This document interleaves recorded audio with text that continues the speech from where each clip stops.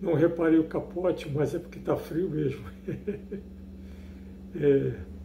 Espero que esteja tudo bem com vocês, porque comigo está tudo ótimo, graças a Deus. Aleluia.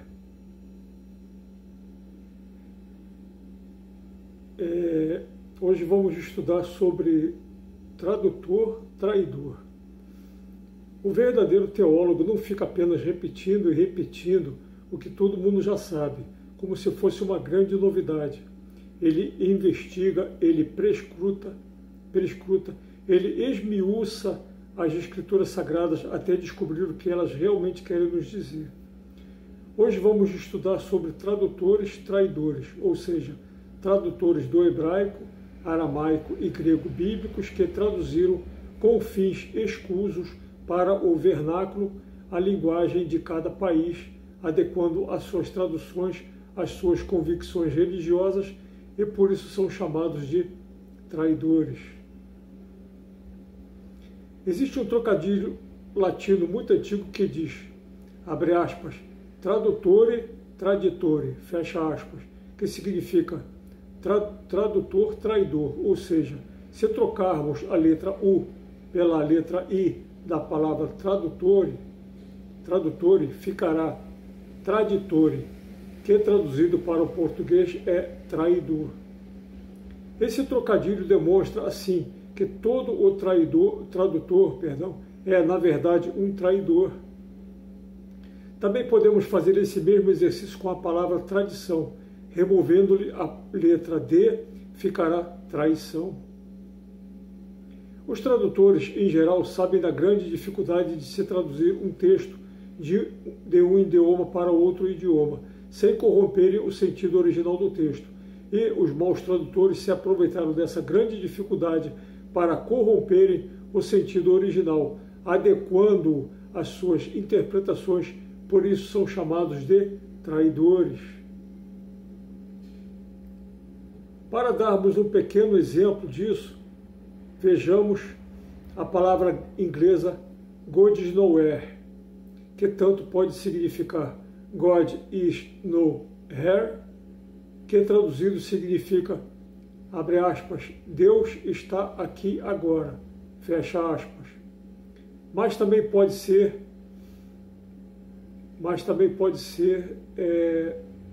God is nowhere, que significa, abre aspas, Deus não está em parte alguma, fecha aspas. Vocês conseguiram compreender que nessa pequena frase as palavras continuaram as mesmíssimas? Não houve mudanças de acentuação, o que mudou foi apenas a ordenação das letras. Na primeira frase, o nowhere ficou separado, ficando duas palavras distintas. Já na segunda frase, o nowhere se tornou uma única palavra, mas as duas frases passaram a ter um sentido contrário, um sentido inverso uma da outra. Veja, abre aspas, Deus está aqui agora, fecha aspas, e, abre aspas, Deus não está em parte alguma, fecha aspas. São duas frases contrárias, formadas a partir de uma mesmíssima palavra. Esse interessante exemplo foi tirado do livro O que Jesus disse, o que Jesus não disse, quem mudou a Bíblia e por quê?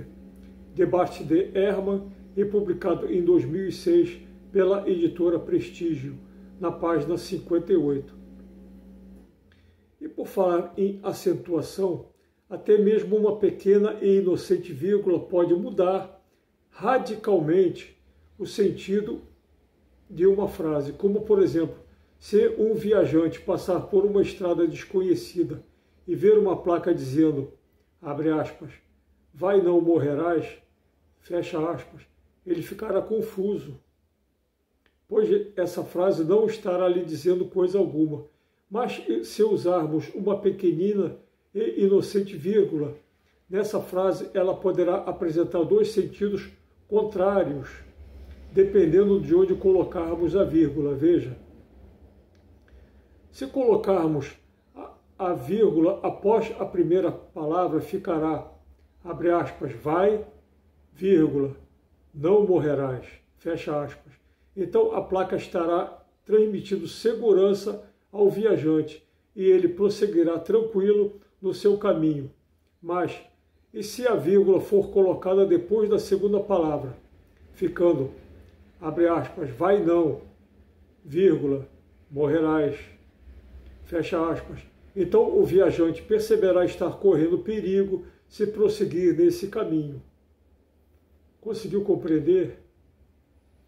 Qualquer professor de português sabe que uma má acentuação poderá destruir o sentido original de qualquer texto. Isso é mais um complicador na hora de traduzir um texto dos originais hebraicos e gregos das Sagradas Escrituras, pois nesses textos originais não existia nenhum tipo de acentuação. Foi somente, abre aspas, por volta do 8º século, o ponto de interrogação foi introduzido e no século seguinte, a vírgula, fecha aspas. Segundo o excelente livro Origem e Transmissão do Texto do Novo Testamento, do pastor Wilson Paroche, da SBB, Sociedade Bíblica do Brasil, no final da página 25. Ou seja, antes do século VIII, não existiam acentuações nos textos bíblicos. No livro Comentário Judaico do Novo Testamento, publicado em 2008 pela editora Atos, no meio da página 123, o seu autor, Davi H. Ster, nos prova que, ao se fazer uma exegese de Marcos 12:38, a colocação de uma simples, abre aspas, vírgula, leva a uma tradução antissemita, fecha aspas. Esse autor, ao longo de quase 1000 páginas desse livro, também prova que, além de muitos erros de tradução, um antissemitismo pernicioso, nefasto, também atrapalhou o perfeito entendimento e interpretação de todo o Novo Testamento. Eis um exemplo de como os textos bíblicos eram escritos nos primeiros séculos do cristianismo, como, por exemplo, o texto de João 9:37, onde Jesus Cristo diz, abre aspas, Jesus lhe disse, tu o estás vendo, é quem fala contigo, fecha aspas, conforme nos foi traduzido, mas nos manuscritos evangélicos dos primeiros séculos está assim.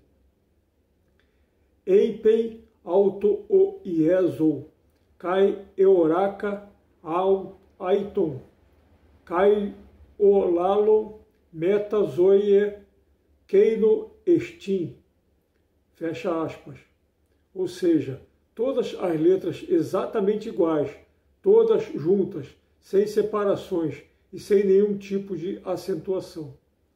Escolha uma frase qualquer e faça isso, colocando todas as letras iguais, sem distinção de maiúsculas ou minúsculas, todas as letras juntas e sem nenhum tipo de separação ou acentuação. E finalmente dê para alguém ler e veja se ela será capaz de compreender o que a frase diz. A título de curiosidade, abre aspas, mais de 20.000 cópias dos escritos do Evangelho foram feitos à mão e circularam entre o tempo da morte de Cristo e o fim do primeiro século, cerca de 70 anos depois. Fecha aspas. Segundo o livro Jesus, Os Segredos do Homem Mais Extraordinário da História, de Stephen K. Scott, editora Thomas Nelson Brasil, no final da página 167. Essas cópias foram produzidas por cristãos zelosos, ainda no primeiro século, pois sabiam que muitas heresias cristãs estavam sendo disseminadas entre o povo analfabeto e carente de Deus. Entre essas heresias está as duas principais do primeiro século, que é o gnosticismo e o ibionismo. E esses cristãos zelosos sabiam da importância de preservar os ensinamentos originais de Jesus Cristo, nosso Senhor, Deus e Salvador. E para deixar muito claro para vocês que, abre aspas, mais de 20.000 cópias dos escritos do Evangelho, fecha aspas, escritos ainda no primeiro século, não é uma mera curiosidade, mas representam uma cifra de extremo respeito. A grande maioria dessas cópias foram feitas em papiro, que se desmanchavam em poucas décadas, principalmente quando os cristãos viviam fugindo e se escondendo das terríveis perseguições, ao ponto de precisarem escavar centenas e centenas de quilômetros de túneis subterrâneos, mais conhecidos como as catacumbas de Roma e de Capadócia. É óbvio que quando os cristãos eram pegos pelos soldados romanos, eram martirizados e as suas escrituras destruídas ou queimadas. Os cristãos dessa época não estavam escrevendo para nós, 2 milênios depois, mas escreviam para os seus contemporâneos, para que não esquecessem dos ensinamentos de Jesus, em meio a tantas perseguições, mortes e heresias. E louvado seja Deus que esses escritos chegaram até nós. Entretanto, desde os primeiros séculos, houveram copistas e tradutores inescrupulosos que copiaram e traduziram, tentando destruir o sentido original do texto. Geza Vermes, autor do excelente livro O Autêntico Evangelho de Jesus, da editora Record, nas páginas 370, 464 e 471, explica que houveram tantas divergências textuais das cópias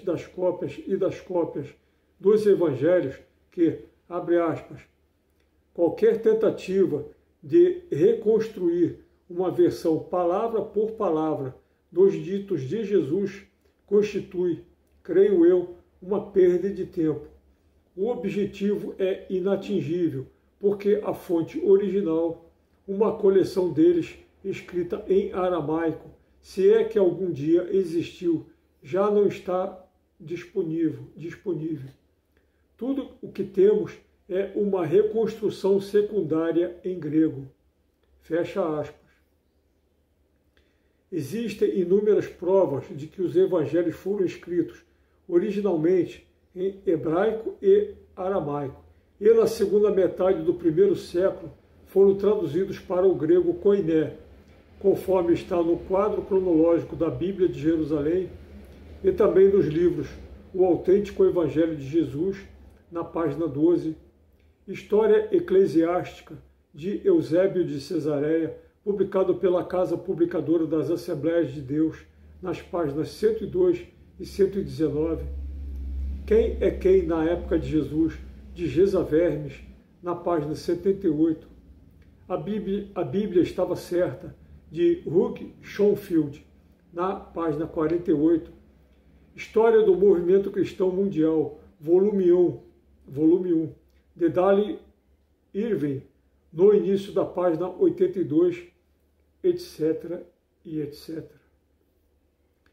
As adulterações textuais da Bíblia Sagrada ao longo dos séculos foi tanta que no Códice Vaticanus, o mais importante texto bíblico do século IV, existe uma advertência bastante curiosa, colocada à margem do texto de Hebreus 1:3, no versículo 13, onde diz em grego: Amatestate kai kake aires ton palaion me metapoiei, fecha aspas, que significa, abre aspas, imbecil, safado, não mude a leitura antiga, deixe-a em paz, fecha aspas. Conforme está no livro Origem e Transmissão do Texto do Novo Testamento, no início da página 112.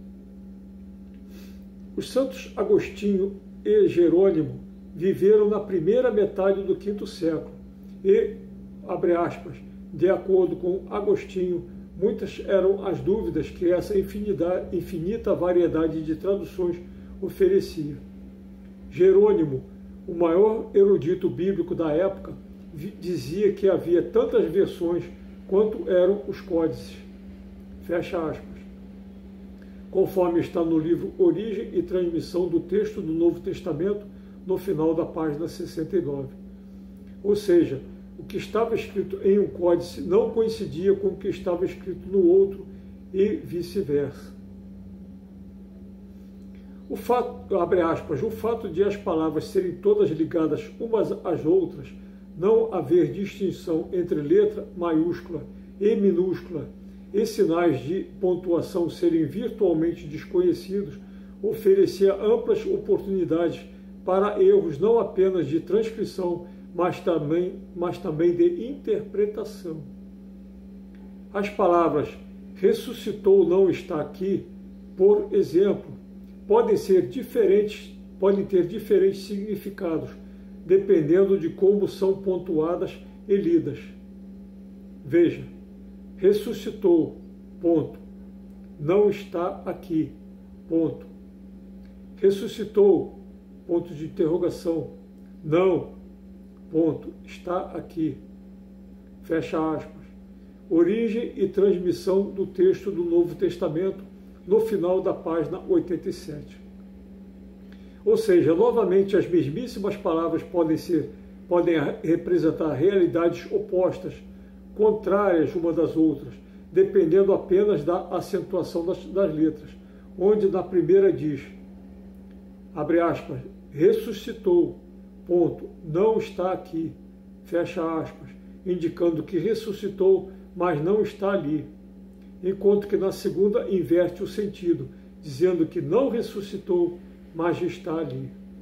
Sentidos inversos, contrários, mas apenas mudando a acentuação. No final da página 254 do livro A Origem e Transmissão do Texto do Novo Testamento, ainda nos revela que o Códice Beza é abre aspas, mais eloquente testemunha do fato de que a igreja primitiva podia modificar e de fato modificava as declarações de Jesus. Fecha aspas.